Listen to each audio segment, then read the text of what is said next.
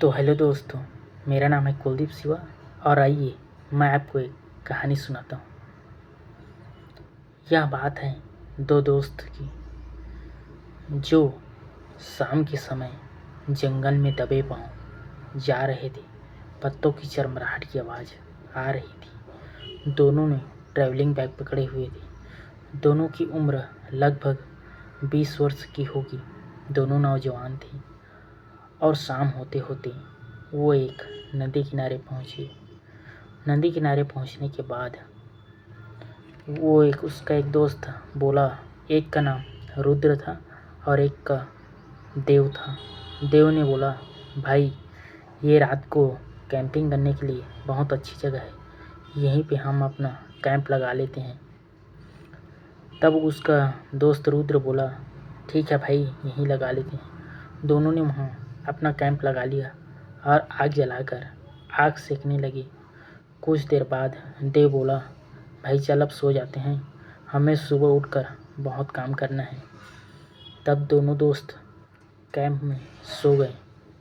रात के 12 बज रहे थे। तभी घुंघरू की आवाज़ आने लगी। रुद्र का नींद अचानक से खुल गया और वह अपने आसपास देखने लगा।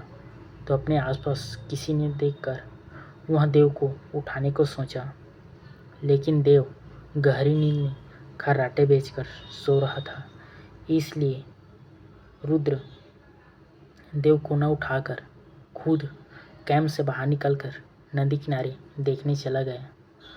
बाहर में नदी किनारा और जंगल का मौसम एकदम ठंडी हवाओं के साथ शांत हो गया था और चांदनी रात थी। तभी देखा कि घुंघरू की आवाज़ वहाँ नदी की उस पार से आ रही है। तब रुद्र ने सोचा, इतनी रात को इस जंगल में घुंघरू की आवाज़ कौन निकाल सकता है। तभी उसने देखा कि नदी की उस पार चट्टान में एक नौजवान कन्या जो सफ़ेद साड़ी पहने हुए उस पार बैठी हुई है, जिसका मुंह उस तरफ था। तब रुद्र ने चिल्लाकर बोला, वह लड़की, तुम कौन हो और इतनी रात को यहाँ पर इस जंगल में क्या कर रही हो। तब लड़की ने कुछ जवाब नहीं दिया और शांत बैठी रही। तभी सोचा कि ये लड़की कौन हो सकती है। फिर रुद्र ने धीरे धीरे करके नदी पार की। नदी में घुटने तक का पानी था। वह लड़की वहीं बैठी रही। वहाँ जाने के बाद वो लड़की शांत हो गई थी। तब रुद्र ने पूछा, तुम यहाँ क्या कर रही हो। तब लड़की बोली, मैं एक मछुआरन हूँ और मैं इस जंगल में एक आदिवासी हूँ, तो मैं यहाँ मछली पकड़ने आई। तब रुद्र ने बोला, इतनी रात को इस जंगल में तुम मछली पकड़ने आती हो। तब वो लड़की बोली, हाँ, हम मछुआरन हैं और रात में ये चांदनी रात में मछली जल्दी पकड़ाई जाती है, इसलिए मैं यहाँ आई हूँ।